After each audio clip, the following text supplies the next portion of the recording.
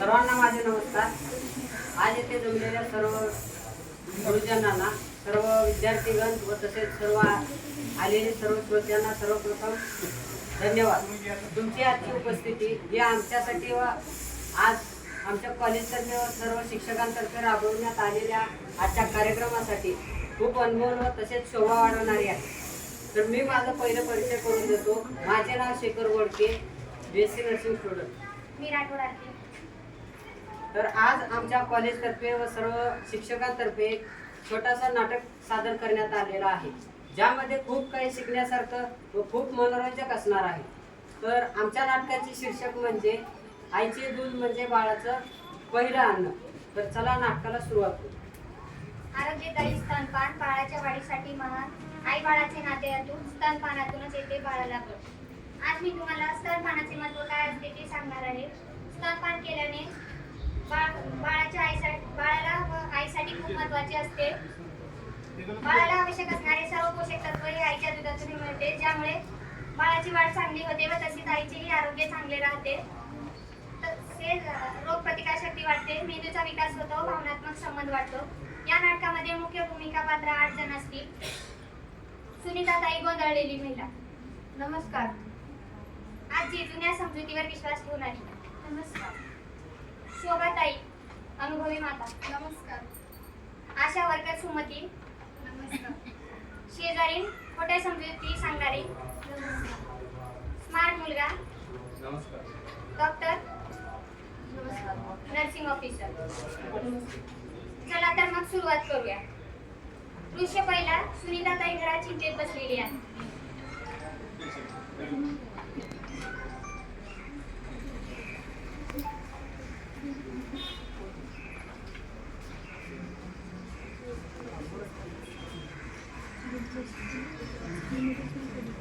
कसं करू बरं मी? मला काही समजत नाही. काय झालं स्मिता? कसला विचार करत आहे? अहो ताई, मला समजत नाही बाळाला दूध कधी द्यायचे. का गं असा काय विचार करत आहे? काही जण म्हणतात की थेंब दूध हे खरं दूध नसतं. काय गं, कोणता गप्पा चालू आहे? अगं मला ती स्मिता खूप गोंधळून गेली गं. अहो ताई, मला समजत नाही बाळाला दूध कधी द्यायचे. अगं तुला सांगते, पहिले जे जाड दूध असते ते बाळाला द्यायचे नाही, कारण ते दिल्याने बाळाचे पोट दुखतात असं आमच्याकडे म्हणायचे. हो का? म्हणजे पहिल्या दुधाने माझ्या बाळाला त्रास होईल का? हो. दृश्य दुसरा. स्मार्ट मुलगा मोबाईलवरून माहिती सांगा. अहो काकू, असं काहीच नाही. मी मोबाईलवर आता रीड केलं आहे. WHO म्हणजे कोलेस्ट्रॉल जे असतं ते बाळासाठी पहिल्यालाच असतं. अरे पण कोलेस्ट्रॉल म्हणजे काय? कोलेस्ट्रॉल म्हणजे जसं जे पहिलं जे दूध असतं आईचं ते बाळाला रोगप्रतिकारशक्ती वाढवणार किंवा पहिल्यालाच ताकद देते. अरे बरं झालं तुम्हाला कोलेस्ट्रॉल मध्ये फायदे सांगितले. नक्कीच त्याचा मला उपयोग होईल. दृश्य तिसरा. शोभाताई वाचीच्या गप्पा. सुनीता कशी आहेस बाळा? हो आजी, मी ठीक आहे. सुनीता, तुला माहिती का, आमच्या बाई तर बाळाला लगेच मरते. असं का करायची? अगं मर दिल्याने बाळ लवकर बोलायला लागतं म्हणून. आई गं, आता काय बदललं आहे बाळाला? मर दिल्याने बाळाच्या तोंडात इन्फेक्शन होऊ शकतं. काय पण काय पोरी, असं काही नसतं. मी तुझ्यापेक्षा चार उन्हाळे जास्त बघितले आहेत. मला नको सांगू. अहो आजी, आजच्या काळात सर्व गोष्टी भेसळयुक्त भेटतात. मग मग देखील भेसळयुक्त मिळते. असे बाळाला देणे योग्य नाहीये. बरं शोभा, तूच सांग काय महत्वाचं आहे. बाळासाठी पहिल्या तासात स्तनपान करणं अत्यंत महत्त्वाचं असतं, कारण बाळाच्या वाढीसाठी बाळाला दूध देणं गरजेचं असतं. त्यातूनच त्याला सर्व पोषक तत्त्वे भेटतात. हो आजी, आता आम्हाला चैतन्य कोलेस्ट्रॉलचे फायदे सांगितले. खरं करा तुमचं. मला तसं ऐकतच नाही. तुम्ही आणि तुमची नवीन पिढी बघू. दृश्य चौथा. शोभाताई व सुनीताताई डॉक्टरांकडे जातात.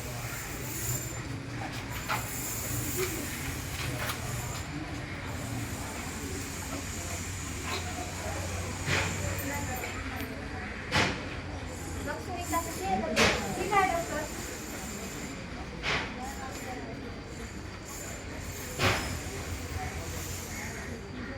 किती खर्च झालं बाळाला?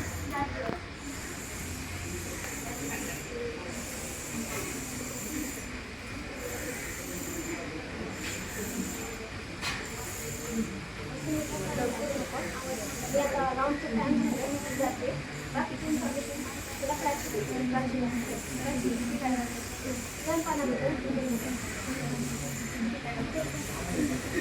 कशी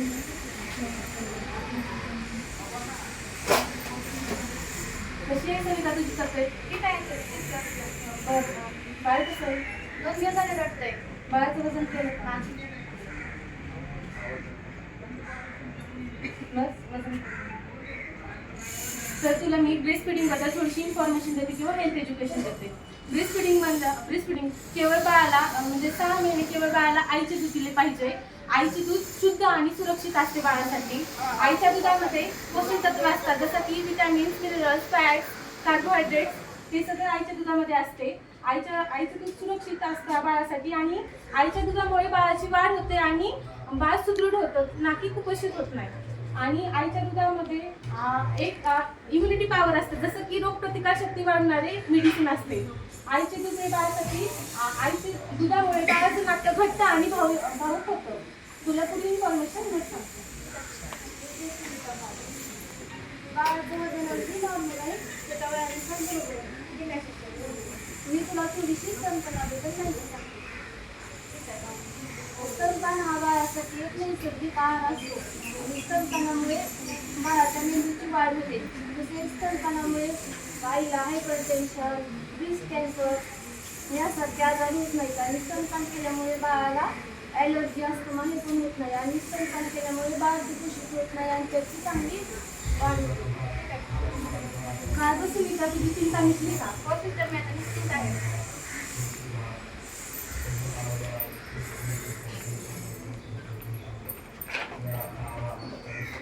रोजच्या 5ला आशा वर्गात सुमती सुनीताच्या घरी जाऊन माहिती देते. नमस्कार ताई. नमस्कार. मी ग्रामीण केंद्रातून आलेली आहे आशा वर्कर. तुमच्या घरात किंवा आजूबाजूला लहान लेकरं आहे का? हां आहे ना, चला तुम्हाला मी दाखवते. हां चला. घरात कुणी आहे का? हो आहे का? नमस्कार. मी ग्रामीण केंद्रातून आलेली आहे आशा वर्कर. नमस्कार मॅडम. तर कशी आहे तब्येत सुनीता ताई? काळजी वगैरे घेताय ना? हो तब्येत ठीक आहे, पण मला भीती वाटते थोडीशी. भीती कशाची बरं? नर्सने मला सांगितलं बाळाला दूध कधी द्यायचे व कसे द्यायचे, पण तरी देखील मला भीती वाटते. एवढेच ना, तर सांगते मी तुला आणि तुम्हाला पण. अहो काहीतरीच काय बोलताय, आम्हाला काही गरज, आमचं तर सगळं झालं गेलं आता. हां हां आजी बरोबर आहे. तुमचं पण भविष्यात तुमच्या मुलींना नातींना सुनांना उपयोगी पडेल ना. अहो आजी मॅडम खरंच बोलायले. हो का गं, आलीच ना आमच्या घरात, वाटलंच होतं आता बोलतो. तुमचं असंच असतं बाई जन्म. बरं मॅडम तुम्हीच सांगा आता काय. हां हां सांगते. तर तुम्हाला तर स्तनपानाविषयी काही गैरसमज दूर करूया. अंधश्रद्धा आणि रियालिटीवर आपण एक खेळ खेळूया. तर आजकाल आजकाल काही मुलींना आपल्या शरीराबद्दल जास्त काळजी वाटते. स्तनपान केल्याने स्तनांचा आकार वाढतो. हे बरोबर आहे, कारण आपल्या बॉडीतील हार्मोनल चेंजेसमुळे स्तनांचा आकार कमी जास्त होऊ शकतो. हो मॅडम, मला समजलं तुम्ही काय म्हणतात ते. अहो मॅडम, मला एक प्रश्न पडलाय, विचारू का? हां विचारा ना. आई जर आजारी असेल तर बाळाला दूध द्यावे की नाही?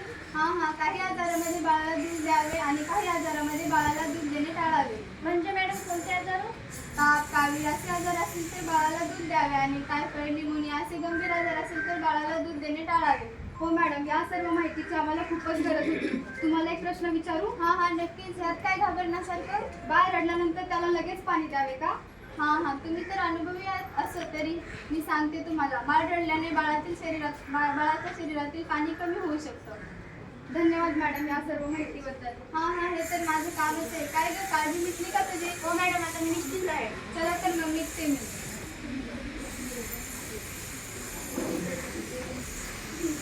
मला आता समजले बाळाला दूध कधी द्यायचे. मी निश्चित आहे आता. हो सुनीता, आता मला बरंच काही नवीन शिकायला मिळालेलं आहे.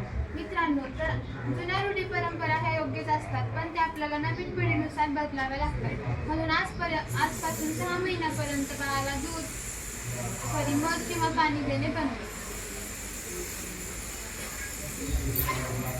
आज आपल्यासमोर एक स्लाइड ऑफ नर्सिंग स्टुडंट यांनी एक नाट्य सादर केली आहे. या नाटिकेमधून हे सांगण्याचा प्रयत्न केला आहे की स्तनपान करणे हे खूप गरजेचे असते.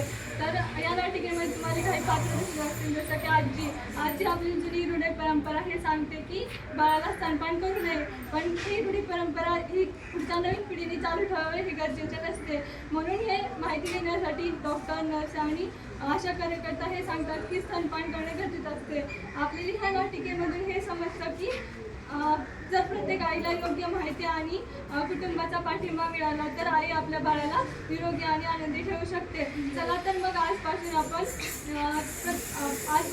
स्तनपानाची माहिती घेऊन प्रत्येक बाळाला या अमृताचा हक्क मिळवून देऊया.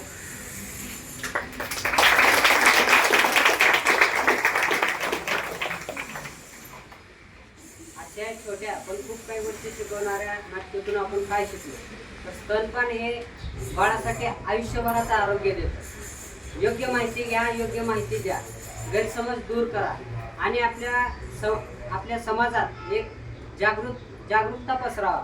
आईचे प्रेम हे बाळाचं परिपूर्ण हक्क असतं. तर सर्वांनी मिळून एक नारळ देऊ.